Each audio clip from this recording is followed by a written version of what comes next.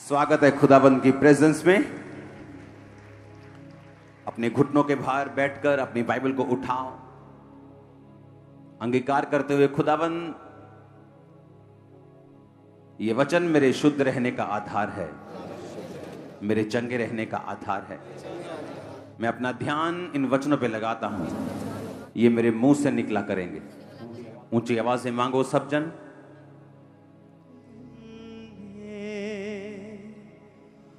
मुझको तू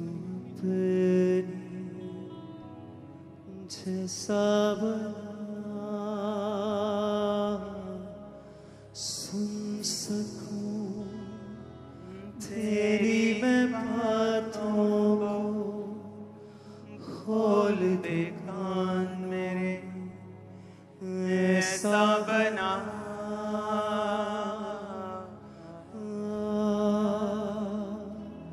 मेरे तू मन में, मुझको तू अपने जैसा बना,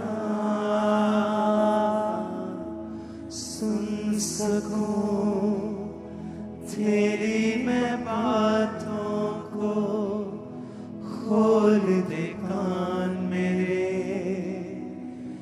ऐसा बना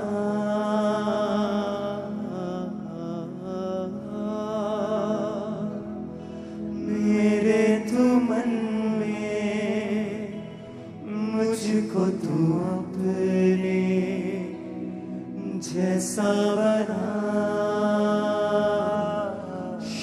अपने हाथों को उठाओ, अपने पड़ोसी से पूछो पुराना नियम क्यों लिखा गया। जो चीज 5000 साल पहले की है, 4000 साल पहले की है, 2000 साल पहले की है, मैं उसे आज क्यों पढ़ूं? बताओ अपने पड़ोसी को क्यों पढ़ूं? नहीं नहीं, बताओ बताओ, नहीं नहीं, पूछना नहीं है, बताओ क्यों पढ़ूं? मालूम है क्यों पढ़ूं? क्यों पढ़ना है बताओ? परमेश्वर के दिल को, उसके काम करने के तरीकों को समझने के लिए। हमारे पास कोई तरीका नहीं है परमेश्वर से यह समझने के लिए कि उसको क्या पसंद है, क्या नापसंद है, और किस रीति के साथ परमेश्वर काम करता है। हालेलुया। आप में से कितने लोग ऐसे हैं जो किराए के मकानों में रहते हैं? चिंता मत करो, मैं भी किराए पे था थोड़े साल पहले। आ जाओ, डोंट वरी, अपना आ जाएगा। रास्ते में है वो, उसको पांव लगे हैं, वो चल के आ रहा है तुम्हारे पास। सुनो, परमेश्वर ने इस्राएलियों को बुलाया,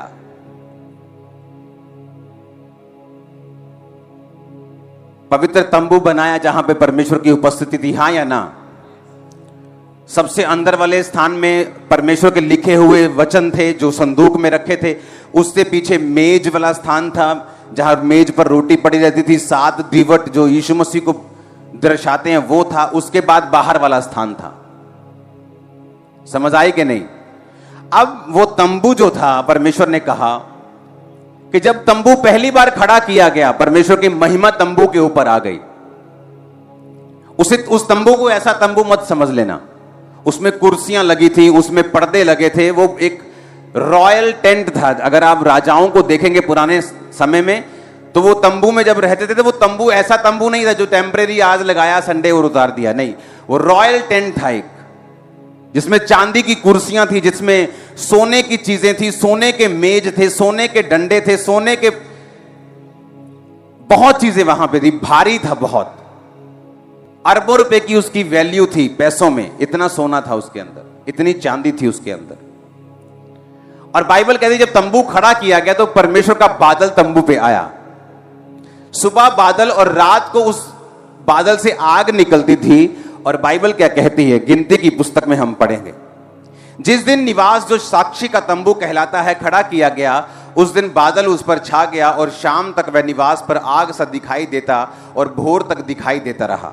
नित्य ऐसा ही हुआ करता था, अर्थात दिन को बादल छाया रहता और रात को आग दिखाई देती थी।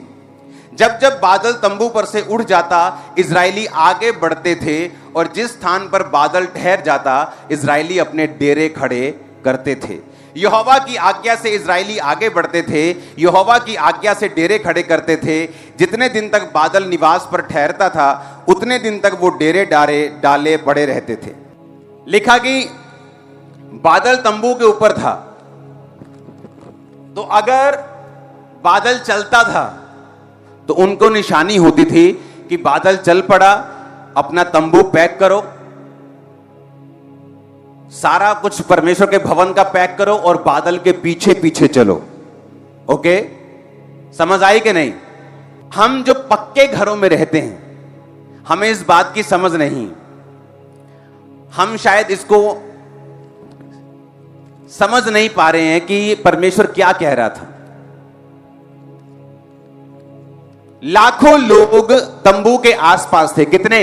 3 गोत्र इधर, 3 इधर, 3 इधर, 3 उधर, पूर्व पश्चिम उत्तर दक्षिण, 3 गोत्र। 12 गोत्रों में 20 लाख के 25 लाख के करीब जो थे वो लोग उसमें थे। लेवी जो बीच में थे तंबू के, पूर्व पश्चिम उत्तर दक्षिण में, पूर्व छोड़ के, वो अलग थे। जब जब बादल उठता था तो लेवी के 3 गोत्र, एक गोत्र परमेश्वर के संदूक को पैक करता था कपड़ों में, सोने की चीजों को, उसे कंधों पर उठाते थे, उसे किसी भी जगह पर रखने की या किसी भी गाड़ी के ऊपर, रथों के ऊपर रखने की आज्ञा नहीं थी। जो बाकी तंबू का सामान था, जो पर्दे थे, जो कुर्सियां थी, जो अलग अलग सामान तंबू के अंदर था, वो सारा गाड़ियों के ऊपर रखकर ढोया जाता था। समझ आ रही है कि नहीं? जब 25 लाख लोगों का एक देश तंबू के आसपास रहता था, समझ आ रही कि मान लो इधर तक 10-15 किलोमीटर, इधर तक 10-15, ये सारे लोग ही लोग भरे हुए हैं। और जब तंबू पर से बादल आगे चलता था तो उनको निशानी मिलती थी कि अब हमें आगे चलना है। तो लेकिन जब तंबू आगे चलता था तो इजरायली अपने डेरों को भी आगे लेके जाते थे। समझ आई कि नहीं? अब यह भी ध्यान में रखना है कि वो कोई मीटिंग अटेंड करने नहीं गए थे कि तंबू पर बादल आया, मीटिंग अटेंड की, 2-3 दिन बादल का पीछा किया, उसके बाद फिर अपने अपने पक्के घरों में आ गए। ऐसा नहीं था। इजरायली भी कहां रह रहे थे? तंबुओं में। कहां रह रहे थे? परमेश्वर का तंबू थोड़ा रॉयल टाइप का था, इजरायलियों के घर आम घरों के जैसा था, जैसे आम तंबू होते हैं।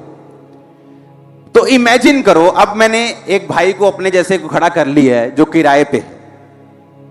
तो बाइबल क्या कहती है? बाइबल कहती है कि कभी कभी बादल, उस आयत को पढ़ेंगे, 20 आयत को,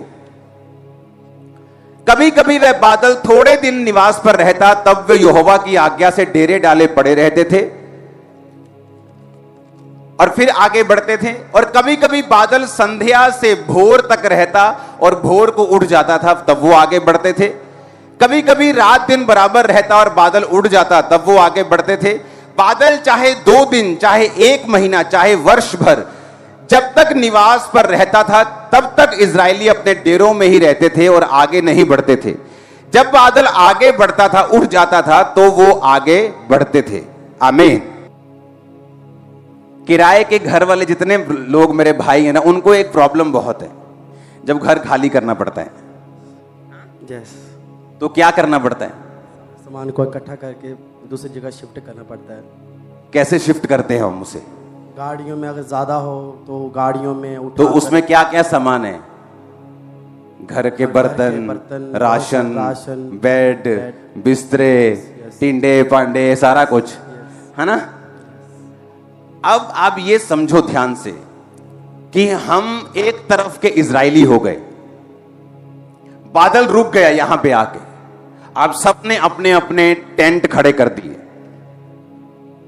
छोटे छोटे बच्चे हैं आपके, बुजुर्ग भी हैं, आपके पास राशन है, राशन तो लेके चलोगे ना, जानवर भी होंगे, दूध कहां से लोगे? वहां अमूल तो था नहीं, अमूल मक्खन आ रहा है 100 ग्राम की टिक्की, तो वो तो था नहीं। तो जानवर भी थे, बच्चे भी थे, बुजुर्ग भी थे, घर भी था, बर्तन भी थे, राशन भी था। इमेजिन करो, बाइबल कहती है सुबह वो बादल कई बार आता और शाम को फिर निकल पड़ता था। इमेजिन करो आप सुबह आए हो, किराएदार को अगर 1 साल बाद भी मकान खाली करना पड़े ना, उसको बड़ी दिक्कत होती। उसे किराए से प्रॉब्लम नहीं, वो बोलता परमेश्वर अपना घर दे दे, ये मैं बदलने के चक्कर से फ्री हो जाऊं। सही कह रहा हूं कि नहीं? तो इमेजिन करो सुबह बादल आया और आपने अपने डेरे खड़े किए, आपके बच्चे सो रहे हैं, अभी अभी आपकी वाइफ ने बर्तन टिकाए हैं, उसमें चावल दाल रखा है, और शाम को बादल फिर आगे निकल गया। आप फिर सामान पैक कर रहे हो, फिर गधों पे लाद रहे हो, फिर बच्चों को उठा रहे हो। लिखा बादल भोर तक रहता, सुबह 4 बजे तक। 4 बजे बादल आगे बढ़ा तो इमीडिएटली उठो, बच्चों को उठाओ, बुजुर्गों को उठाओ, सामान पैक करो, जानवर कहां है लेके आओ, सब कुछ इकट्ठा करो, फिर से बर्तनों में राशन डालो और फिर से आगे बढ़ो। ऐसा मुश्किल क्यों? जब परमेश्वर को मालूम है कि इसमें छोटे छोटे बच्चे रहते हैं, बुजुर्ग रहते हैं, तो जब परमेश्वर एक जगह पे ठहर जाए तो कम से कम 3, 4, 5, 6 महीने तो वहीं रहे ना, ताकि जो तंबू खड़े किए, घर बनाया, बर्तन सजाए, फिर से पूरा पूरा एक नया घर बनाए, जानवर गाड़े, खूंटियां गाड़ गाड़ के बांधे, सब कुछ कर दिया, लेकिन लिखा कई बार बादल 2 दिन रहता और फिर आगे बढ़ता था। क्यों? पुराने नियम में जो कुछ भी लिखा है वो आज हमें सिखाने के लिए लिखा है। यीशु मसीह के जन्म के बाद करोड़ों लोग दुनिया में आए हैं, पहले इतनी पॉपुलेशन नहीं होती थी। तो परमेश्वर ने उन थोड़े लोगों में हमें सिखाया है, ताकि आने वाले, अभी भी दुनिया में 800 करोड़ लोग हैं, जिसमें से 300 कुछ करोड़ परमेश्वर को मानते हैं, वो 400 करोड़ ही होंगे। सुनो मेरी बात, वो चीजें क्यों लिखी गई? ताकि आने वाले समय में जो फ्लड होगा लोगों का, उसे बताया जा सके, सिखाया जा सके और बचाया जा सके। अब एक किराएदार इस बात को समझता है, या आप भी समझेंगे कि वो फुल फैमिली वो परमेश्वर को फॉलो कर रहे थे, बच्चे, बुजुर्ग, जानवर, सभी, उनके पास जितना राशन, जितनी चीजें, सब बर्तन, घर की सारी चीज। तो परमेश्वर ने ऐसा मुश्किल काम उन्हें करने के लिए क्यों दिया? क्यों बादल 2 दिन रहता था? क्यों बादल शाम तक रहता था? कई बार बादल भोर तक रहता था, भोर को निकल जाता था आगे। एक बात याद रखना, मैं अलग बुलाहट से बुलाया गया हूं, आप अलग बुलाहट से बुलाए गए हैं, हम सब सुसमाचार सुनाने के लिए बुलाए गए हैं, लेकिन मेरे बनने का तरीका, आपके बनने का तरीका अलग है। इसलिए मेरे फिंगरप्रिंट आपके फिंगरप्रिंट से मैच नहीं करते, किसी के फिंगरप्रिंट, उंगलियों के निशान दूसरों के से मैच नहीं करते। परमेश्वर ने आपको यूनिक बनाया है। अगर आज आप शक्लें बनाने शुरू करें, 10 शक्लें बनाने के बाद 11वीं आपकी सेम मैच कर जाएगी 10 में से, आप भूल जाएंगे कि और कौन सी शक्ल बनाऊं। तो परमेश्वर ने देखो कितने करोड़ लोगों की शक्ल सबकी अलग बनाई, वो कितना बड़ा कारीगर होगा। सुनो मेरी बात, क्यों परमेश्वर ने कहा कि तुम शाम को बादल आगे गया, तुम भी आगे जाओगे? अगर मुझे मालूम है कि मैं परमेश्वर में एक ग्लोरियस काम करने के लिए बुलाया गया हूं, आपको मालूम है कि परमेश्वर ने आपको फाइनेंशियली बरकत पाने के लिए बुलाया है, आपको डॉक्टर बनने के लिए बुलाया है, जिसके द्वारा परमेश्वर बहुत से डॉक्टर्स को बचा सके, आपको एक बिजनेसमैन होने के लिए बुलाया है। सुसमाचार तो हमारी पहली बुलाहट है ही, लेकिन दूसरी भी बुलाहट है आपकी लाइफ में, जिसको परमेश्वर आपकी लाइफ में पूरा करना चाहता है। एक है परमेश्वर का दिया हुआ मकसद आपकी लाइफ में, जो परमेश्वर आपकी लाइफ में पूरा करना चाहता है। उस मकसद को पूरा करने के लिए आपको एक काम करना पड़ेगा। परमेश्वर ने कहा, आदम, मैं तुझे अकेला देख रहा हूं और तेरा अकेला रहना ठीक नहीं है, तो मैं एक ऐसा सहायक बनाऊंगा जो तेरे साथ मेल खाए। हालेलुया। तो बाइबल क्या कहती है कि परमेश्वर ने सब जानवरों को आदम के पास लेके देखा, तो कोई भी आदम के साथ मैच नहीं किया। तो परमेश्वर ने क्या किया? आ जाओ एक जना। परमेश्वर ने, बाइबल कहती, आदम लिया और उसे गहरी नींद में डाल दिया। सो जा। क्या किया? उसे अगर परमेश्वर आदम को गहरी नींद में ना डालता तो आदम क्वेश्चंस करता, प्रभु आ की करी जन्ना तू आ केड़ी पसली गड्डी है, ਇਹਦੀ जगह भरेगा भी कुछ लाएगा भी इथे, मैंने दर्द तो नहीं होगी। बाइबल कहती परमेश्वर ने आदम को गहरी नींद में डाल दिया, उसकी पसली को निकाला, उसकी जगह मांस भर दिया और आदम के लिए औरत को तैयार कर दिया। आदम उठ जा भी, औरत तैयार होगी तेरी।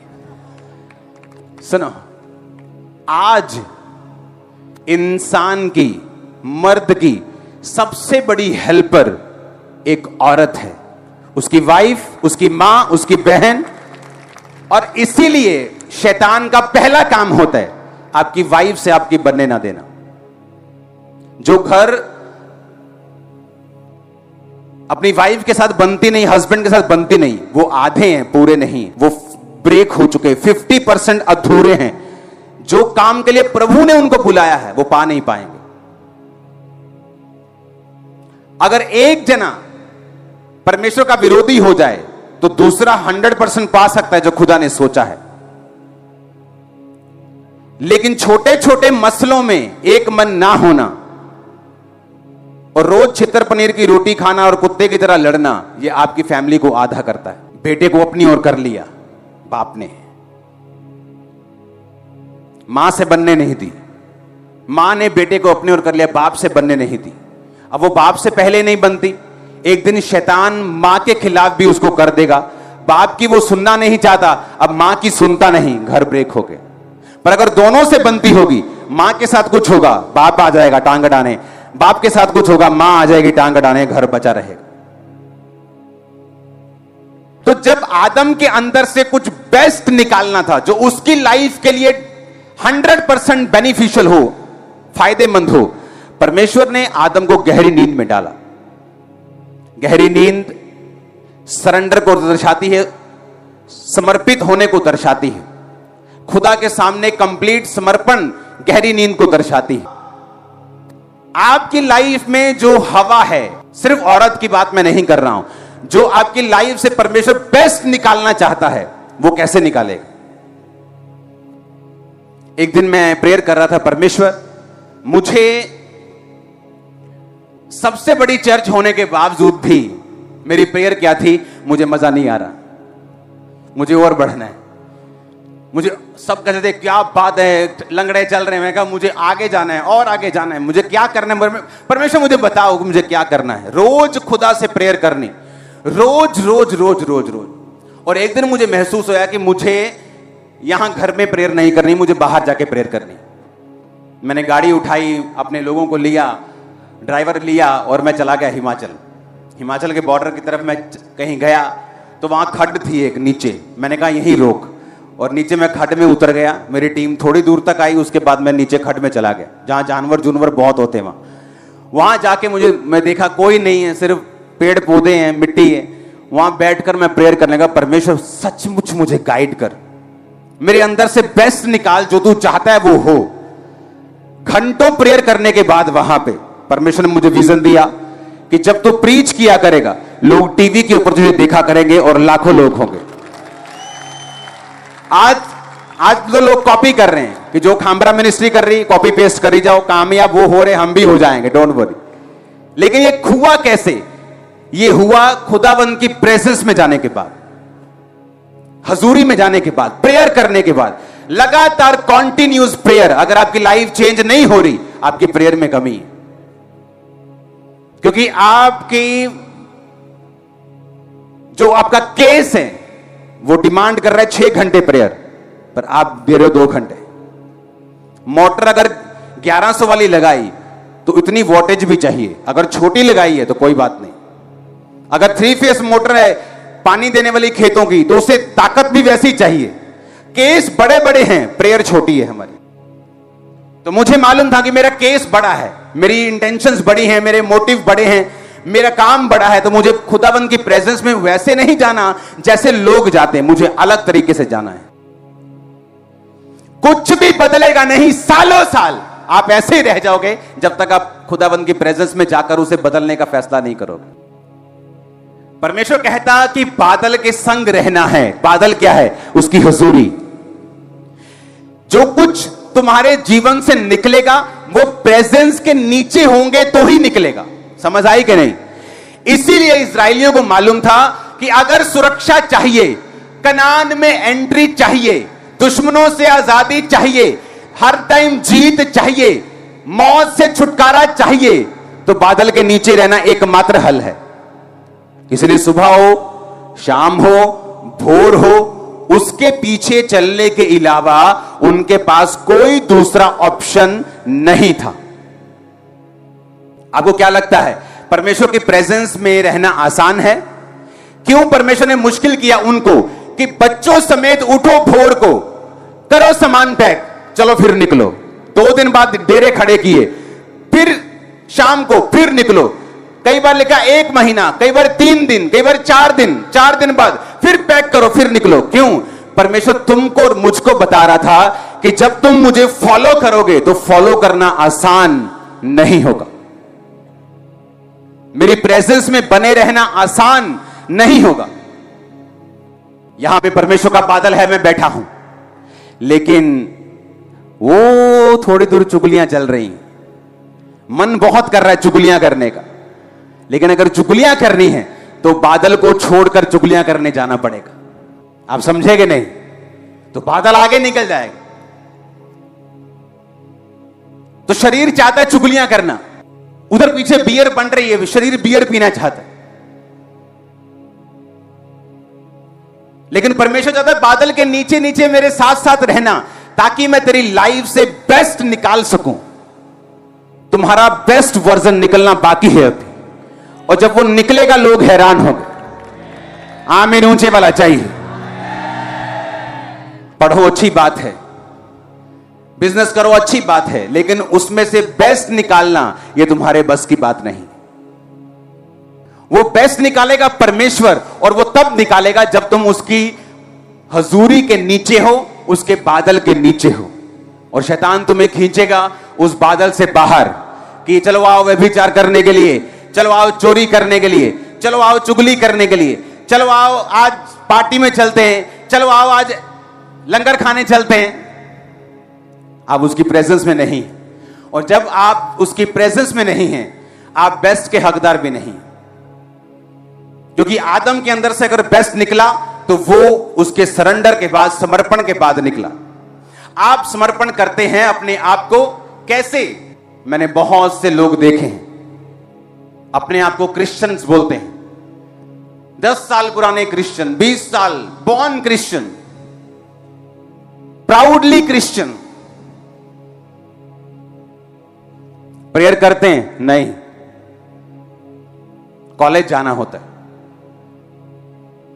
चर्च जाते हैं? नहीं। ट्यूशन जाना होता है। तुम क्रिश्चियन नहीं हो।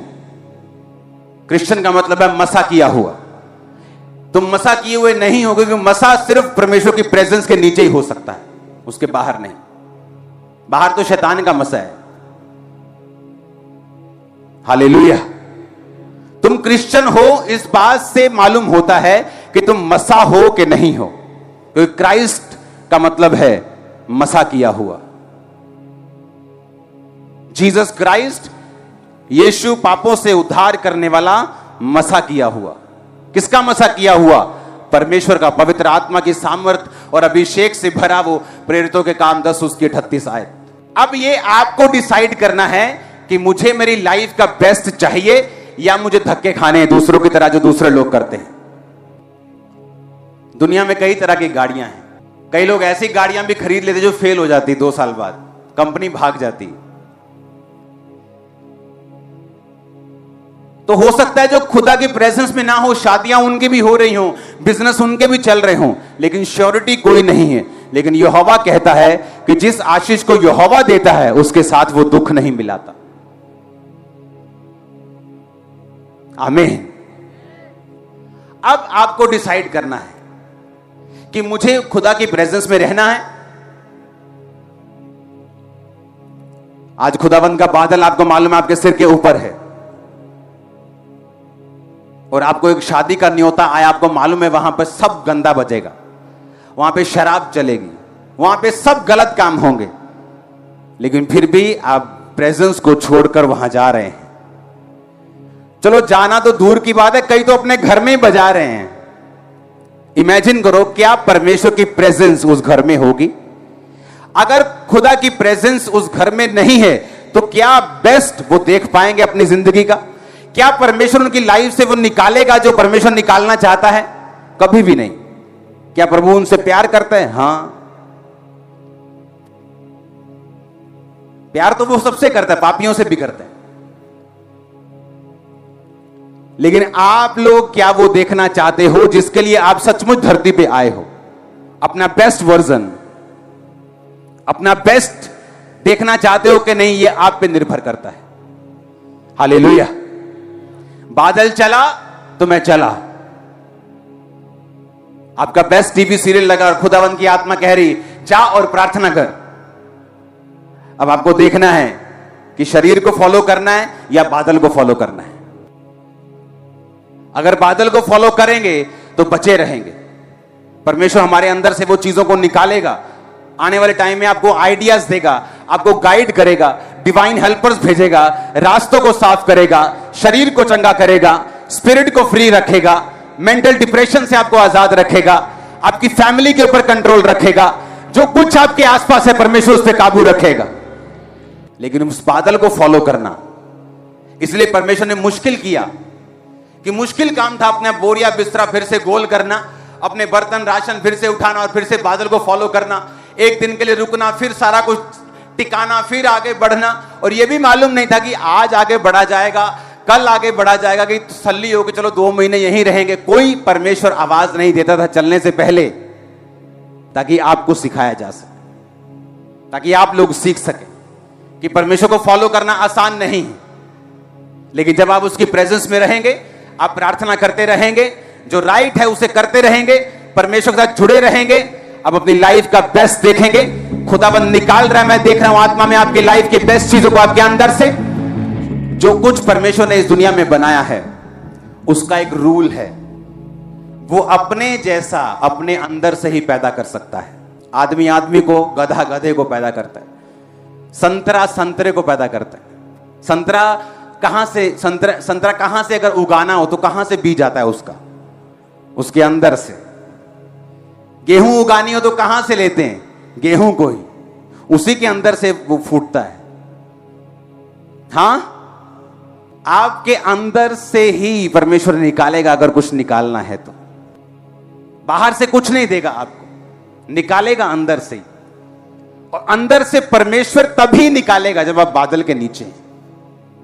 आपको मुश्किल हो, आपको दोस्त नाराज करना पड़े, एमएलए साहब नाराज करने पड़े कि आप उनकी पार्टी में नहीं गए, हां, सरपंच जी नाराज हो जाए आपसे, आपकी बुआ नाराज हो जाए यूएसए वाली, जिसको आप नाराज नहीं करना चाहते क्योंकि आपको न्यूयॉर्क के सपने आते हैं। हालेलुया। लेकिन अगर आप सचमुच जीसस के फॉलोअर हैं, आप उस बादल की प्रेजेंस में खड़े रहेंगे, अड़े रहेंगे, ढीठ बन के चलते रहेंगे। और मैं आपको बता रहा हूं, आपका बेस्ट जब आपसे निकलेगा, दुनिया कॉपी करेगी आपको। मैं आपको बता रहा हूं, दुनिया कॉपी करेगी, फुल वर्ल्ड कॉपी करेगा आप, अगर आपने जस्ट उसे फॉलो किया। आमीन।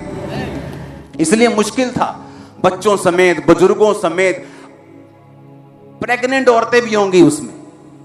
इमेजिन, 9 मंथ प्रेग्नेंट भी होगी, 8 मंथ प्रेग्नेंट भी होगी। कितने लोग होंगे उसमें जो उस बादल को और सोचते होंगे कि परमेश्वर को दया नहीं आती क्या? क्या उसको दया नहीं आती? क्या वो देख नहीं सकता? लेकिन वो आपको सिखाने के लिए था, वो आपको समझाने के लिए था कि जब आप आत्मिकता के रास्ते के ऊपर चलेंगे, कोई बहाना नहीं, कोई एक्सक्यूज नहीं, कोई बेचारापन नहीं। तुम एक वॉरियर की तरह, फौजी की तरह चुने गए हो, उसी की तरह तुम्हें चलना होगा और परमेश्वर तुम्हें जीत देगा। तुम्हारे परिवार समेत शर्मिंदगियों को वो दूर करेगा, श्रापों को दूर करेगा। अगर आमीन खंबरे के बाहर जाए चर्च, ऊंची आवाज दे हालेलुया। और यही काम करने के लिए परमेश्वर ने आपको बुलाया है। आपकी विश, मेरी विश है वीजा लग जाए, मेरी विश मेरी बेटी की अच्छी शादी हो जाए, विश। तुम जीनी को नहीं मानते हो। वो आता था ना, वो एक प्रोग्राम कार्टून वाला, अलादीन का चिराग, कि रगड़ा जीनी को मांगा, जीनी ने दिया। तुम्हारा परमेश्वर जीनी नहीं जो विश से पूरा करे। वो कहता मांगो तो दिया, ढूंढो तो तुम, खटखटाओ तो तुम्हारे लिए। क्योंकि जो कोई मांगता उसे, जो कोई ढूंढता वह, और जो खटखटाता उसके लिए आमीन ऊंचाई आशीष आपकी है। वो कहता तुम्हें मांगना पड़ेगा। विश 2011 में मेरी विश थी, क्योंकि मैं 7 से सेवकाई कर रहा था, तो विश थी कि मेरी सेवकाई ऐसी हो, मेरी सेवकाई ऐसी हो, मेरे ऑफिस का सिस्टम ऐसा हो। ये लोग ऐसा क्यों नहीं करते, ये टीम ऐसा क्यों नहीं करती। विश पर विश करता रहा, सालों साल कुछ नहीं हुआ। फ्रस्ट्रेट हो गया मैंने कहा अब मैं जा रहा हूं। चर्च मैंने छोड़ी, मैं चला गया 21 दिन के लिए फॉरेन। कोई इंटरनेट नहीं, फोन आईफोन वगैरह नहीं होते थे, वो भी नए नए, बहुत नए नए आए थे। ऐसा लगता था कि ये स्कैम है, स्कैम, ये फेल हो जाएंगे, ये हमारा बटन वाला बेस्ट है। हालेलुया। तो वो बटन वाला फोन होता था नोकिया का, कोई इंटरनेट, कोई फेसबुक, कुछ नहीं था। एक रूम में 2 ही चैनल थे, दोनों क्रिश्चियन चैनल चलते थे। रोज प्रेयर, इतना प्रेयर में मैं शामिल हो गया कि कई बार दोपहर को जब मैं सोकर उठता था तो मुझे यह मालूम नहीं होता था कि दोपहर है, रात है, शाम है, सवेर है, क्या है। केवल उठने के बाद मुझे यह मालूम नहीं होता था कि मैं कहां हूं। इतना घुस गया था मैं उस रूम में प्रेयर में। खाना खाया प्रेयर, फास्टिंग है तो प्रेयर, रात को प्रेयर, टीवी सिर्फ क्रिश्चियन चैनल, कोई क्या चल रहा है न्यूज में, घर में क्या हो रहा है, चर्च में क्या हो रहा है, कोई मतलब नहीं। 21 दिन प्रेयर, जस्ट प्रेयर। वापिस आया, जो चाहता था 1 दिन में हुआ। जितना ऑफिस का सिस्टम है, जितने को लोग आज फॉलो कर रहे हैं, कॉपीज कर रहे हैं, वो उस 2011 में बना था। कब? प्रेयर के बाद। क्योंकि विश मैंने भी बहुत की, विश मैंने भी बहुत की कि प्रभु ऐसा कर दे। प्रेयर भी की होंगी, घंटा 2 घंटा 4 घंटा उसके लिए। लेकिन कुछ केसेस ऐसे हैं, डॉक्टर से अगर आप बात करेंगे तो कुछ सर्जरीज ऐसी होती हैं 3-3 डॉक्टर मिलके करते हैं, और कुछ केस ऐसे होते डॉक्टर आधे घंटे में खड़का देते, चल भी जा, रसौली हाथ में पकड़ा के, चल ठीक हो गया तो। लेकिन कुछ केस में 12-12 घंटे लगते, 3-3 डॉक्टर लगते, टीम लगती, मशीनें लगती। आपका केस बड़ा है, आपकी टैबलेट छोटी है। बुखार को तो आप पैरासीटामोल से ठीक कर सकते हो, टीबी का बुखार उससे ठीक नहीं होगा, उसके लिए अलग दवाई खानी पड़ेगी। आज कलीसिया को खुदा की प्रेजेंस में चलने की आदत नहीं। संडे वो बादल के नीचे हैं, मंडे पब के नीचे हैं, मंगलवार नहीं, मंगलवार हम नहीं, बंद होते ठेके, बंद होते कि नहीं, खुले होते हैं? हाँ खुले होते, कहते खुले होते। मैं जान के पूछा, खुले होते हैं? हाँ जी हाँ जी खुले होते हैं। मैं जानना रोज। संडे चर्च, मंडे ठेके पे। आप प्रेजेंस के नीचे नहीं। आप सीख रहे हो, अभी आप गलतियां कर रहे हो, आप धक्के खा के जा रहे हो। और खुदा आपसे प्यार करता है, लेकिन वो ये नहीं चाहता कि आप धक्के खाएं और शैतान की मार खा के कर्ज के साथ आगे बढ़े। वो ये नहीं चाहता। जिंदगी अपनी बदलना चाहते हो? ये घुटनों पर बदलेगी। That's it। नहीं तो आप अपने हस्बैंड से प्यार की भीख मांग मांग कर, अपनी मां से, भाई से, मां बेटे से अपने प्यार की भीख मांग मांग कर भिखारी बन जाओगे जब तक घुटनों पे नहीं आओगे। शर्मिंदा हो होकर तुम शर्मिंदगी के राजा बन जाओगे जब तक घुटनों पे नहीं आओगे और खुदा के पीछे नहीं चलोगे। और वो फिर आपको बनाएगा आपका बेस्ट यू। अपने पड़ोसी से पूछो, बोलो जिंदगी बदलना चाहते हो? तो कैसे बदलेगी बताओ पड़ोसी को, बोलो। घुटनों पे, बोलो घुटनों पे बदलेगी तेरी जिंदगी। आजा घुटनों पे रिपेयर कर रोज। आमीन। ऊंचे वाला चाहिए। Hallelujah, hallelujah.